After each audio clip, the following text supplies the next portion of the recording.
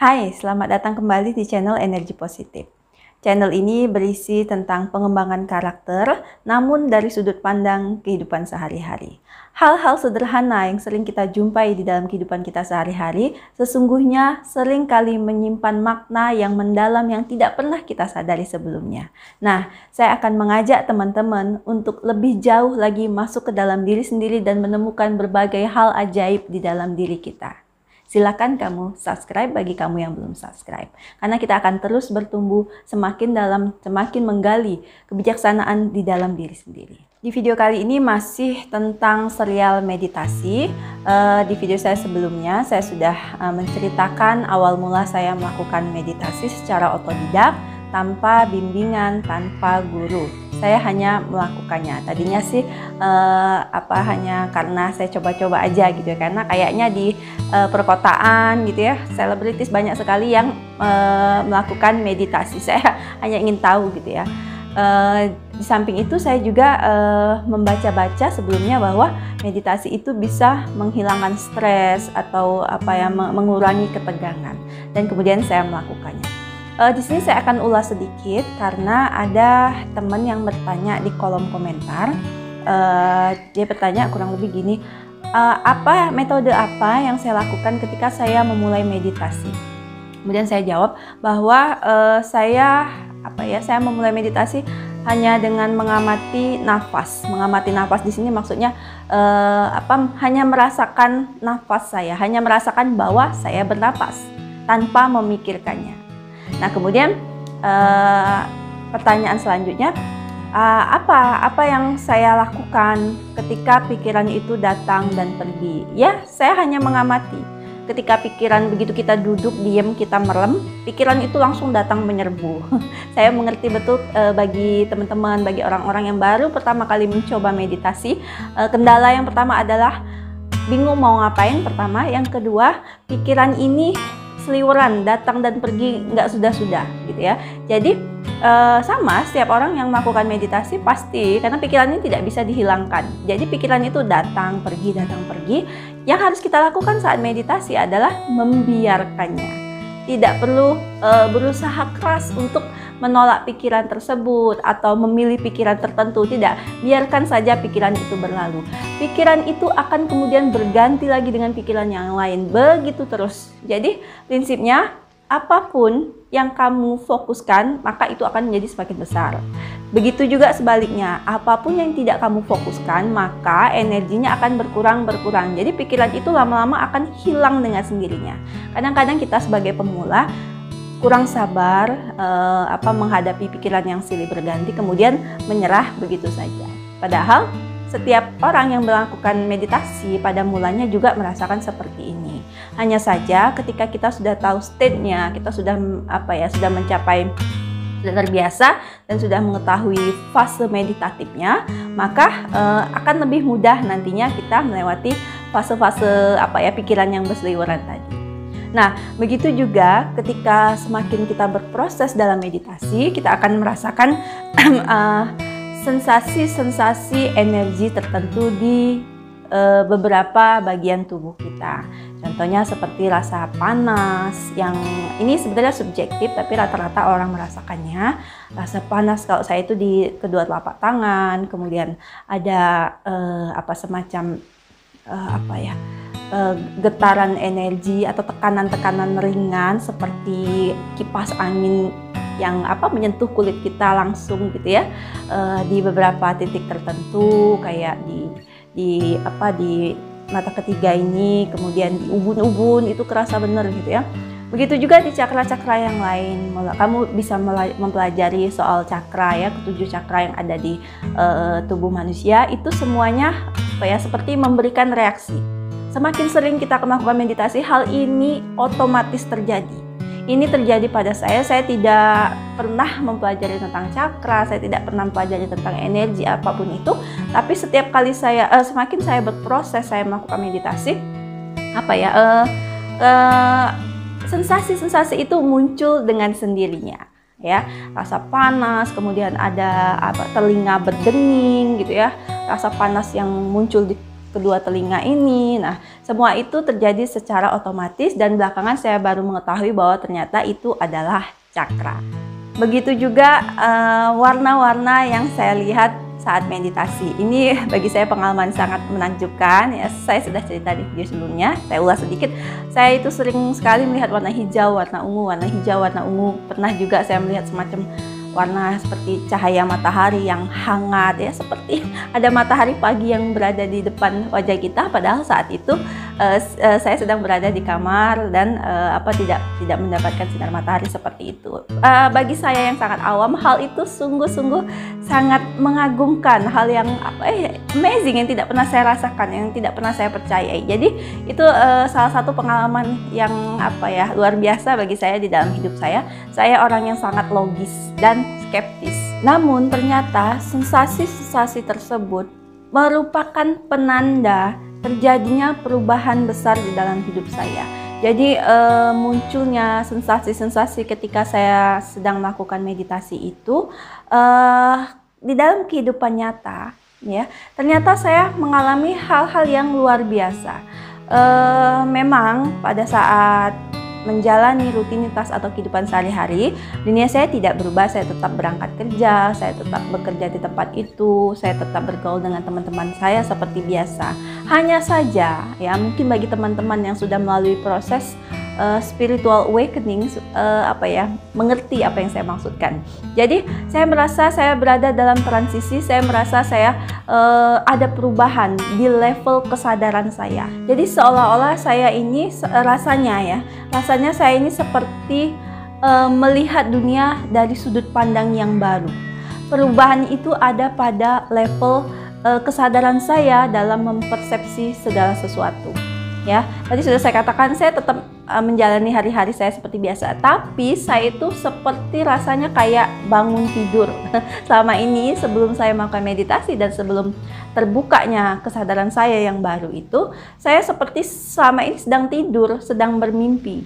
Begitu saya pelan-pelan ya menaiki level-level kesadaran tersebut, saya tiba-tiba saja sadar, oh, banyak sekali hal yang baru saya sadari dari sudut pandang yang baru. Misalnya gini ya, hal pertama yang paling krusial menurut saya yang mengiringi fase spiritual awakening saya, mungkin karena saya juga dekat dengan pengalaman terkait soal itu, adalah pemahaman saya mengenai hakikat dari agama.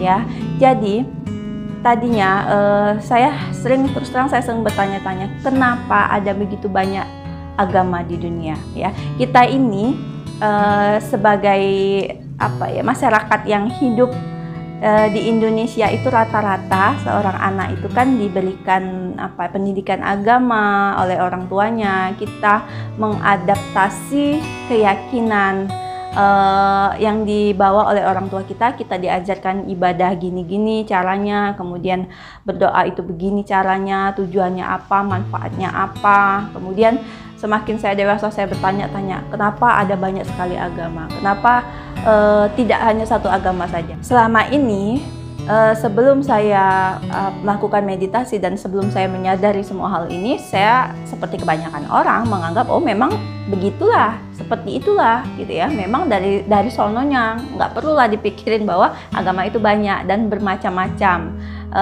Harus dilaksanakan, harus begini-begini, ada aturannya, ada institusinya. Nah, kemudian setelah saya melakukan meditasi ini, hal pertama yang saya sadari, cara saya mengalami perubahan dalam mempersepsi keberadaan agama tersebut.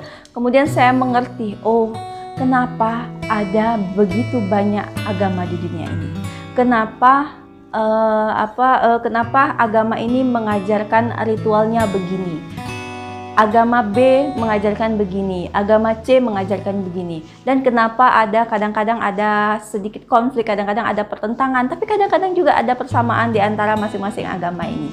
Nah, pada dasarnya yang terjadi pada saya menyimpulkan bahwa saya pada akhirnya mengetahui semua itu dari sudut hakikatnya. Jadi seolah-olah selama ini saya melihat segala sesuatu itu hanya melalui realita luarnya, realita kulitnya. Saya tidak pernah menyadari ada makna terdalam di balik realita tersebut. Nah, ketika saya rutin melakukan meditasi, pemahaman saya itu lebih mendalam, lebih kepada hakikatnya. Contoh pertama tadi ya, mengenai keberadaan agama. Kemudian contoh kedua, yang perubahan persepsi saya dan perubahan pemahaman saya itu punya beberapa teman yang ya namanya lingkungan pertemanan kadang cerita, kita saling cerita. Teman-teman ini bercerita ya masalah rumah tangga dia, masalah konflik-konflik dengan suami, kadang-kadang dengan saudara ipar, kadang dengan mertua, kadang dengan ya di lingkungan pergaulan mereka. Dan kadang-kadang kita bertemu dengan orang-orang yang seperti ini, dan saya pikir ini masalah yang sudah cukup jamak, sudah umum di Indonesia ini ya, hubungan toksik yang pertengkaran yang nggak ada henti-hentinya, bertengkar dengan tetangga gitu ya, baikan bertengkar lagi, begitu juga dengan suami, baikan bertengkar lagi seperti itu. Nah, ada sekitar kalau nggak salah tiga orang di lingkungan pergaulan saya ini yang mengalami hal seperti itu. Dan dulunya saya biasa mendengarkan curhat atau cerita seperti itu. Saya pikir seperti kebanyakan orang juga hal tersebut ya biasa gitu ya, namanya juga berumah tangga ya ada aja gitu masalah. Namun begitu saya sekali lagi mendengar permasalahan yang dialami oleh teman saya kemudian menjadi sadar. Seperti tiba-tiba sebuah pemahaman muncul, mekar begitu saja di dalam pikiran saya atau di dalam batin saya. Jadi kalau saya suarakan pikiran saya itu, kira-kira bunyinya seperti ini. Oh, ini loh ternyata yang dialami oleh dia. Oh, jadi ini saya akhirnya dapat melihat apa masalah mendalam yang dia hadapi. Saya mulai melihat ada semacam pola yang sedang dialami oleh teman saya itu. Bukan hanya satu orang, tapi ketiga-tiganya sekaligus. Ya, pola ini tadinya tidak saya lihat, tapi begitu saya mengamati betul ya, kemudian saya flashback lagi apa yang pernah dia ceritakan, tiba-tiba saja saya seperti serta-merta sadar dan mampu membaca pola ini. Anehnya, pola ini tidak terjadi di satu orang saja, tapi terjadi di beberapa orang sekaligus. Dan meskipun ini sama sekali tidak logis, tidak ada yang memberitahu saya juga tidak mendapatkan informasi lebih soal itu. Namun keberadaan pola itu dan keyakinan saya akan adanya pola itu benar-benar kuat sekali.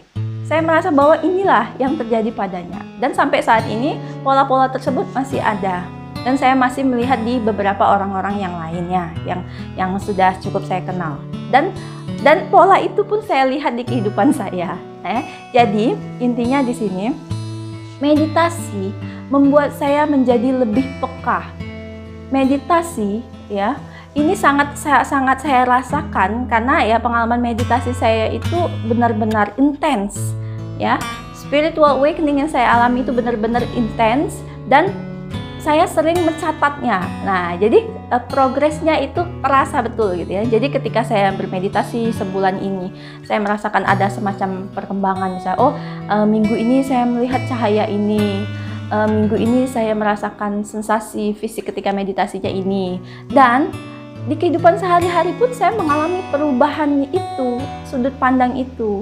Saya tahu bagi orang-orang yang kurang orang-orang yang sangat logis, orang-orang yang tidak percaya hal-hal seperti ini, tentunya akan sulit sekali. Mungkin dianggapnya saya ini ngayal gitu ya. Tapi whatever, kita semua bebas karena pengalaman ini nyata di dalam diri saya. Dan saya sudah mengatakan ini pada salah satu dari teman saya, dari orang yang terdekat dengan saya. Gini loh, saya melihat sebuah pola ini di dalam hidup kamu. Kamu sadar nggak pola ini ada? Ya, beberapa tidak semua orang mau menerima nasihat kita ya. Saya tidak mengajarkan solusinya, tapi saya menyampaikan inilah yang saya lihat, ini yang saya rasakan. Apakah kamu ngerasain itu? Ada yang mengatakan bahwa iya, saya memang merasa bahwa ini saya sudah capek, ini berulang terus. Nah, itulah yang disebut pola. Ya, lama-lama saya mengetahui, kemudian saya mencari tahu apa ini ya. Itu kemudian saya sadar, saya baca-baca gitu ya. Oh, ternyata ini yang disebut dengan intuisi. Dan benar, meditasi dapat meningkatkan intuisi kita. Intuisi ini datang dengan sendirinya. Dan kamu yakin betul ya, datang intuisi tidak bisa ditebak, tidak bisa diduga ya, tapi dia muncul begitu saja seolah-olah berasal dari entah jauh di dalam hati kita yang mana, di dalam batin kita yang mana. Dia mekar perlahan-lahan. Dan ini tidak bisa kita kita tetapkan waktunya kapan dia datangnya gitu ya. Pokoknya dia muncul begitu saja. Dan setelah saya pelajari, ketika kita semakin berproses dalam meditasi, ketika kita sudah sering mencapai fase meditatif, fase yang berada di belakang pikiran itu sudah masih ada di tempatnya, hanya saja sama sekali tidak mengganggu. Jadi seperti saya katakan, kita seolah-olah berada beyond the mind. Nah, pada saat itu diri kita, sisi lain dari diri kita, saya katakan saja sisi spiritual dalam diri kita itu terkoneksi dengan kecerdasan ilahi, dengan semesta atau dengan Tuhan. Dan koneksi kita ya kembali ke dalam diri kita tadi, itu memberikan kita informasi-informasi atau data-data yang selama ini tidak bisa kita lihat ya.